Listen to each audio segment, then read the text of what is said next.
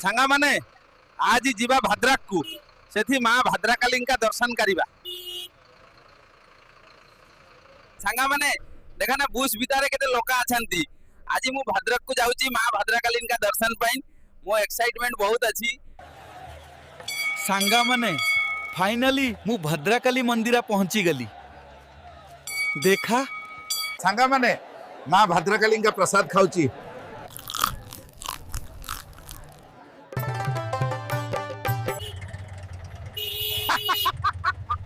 Can you believe this guy? He thinks my travel budget is bananas. सांगा माने एई हो Bhadrak style welcome 200 टंका रे railway station जाउची। लुतुचा भाई लुतो सांगा माने एबे मु बस स्टैंड रु रेलवे स्टेशन को जाउची। ऑटो भितरे 22 पादिली भद्रक रे सबुथारु कॉस्टली राइड।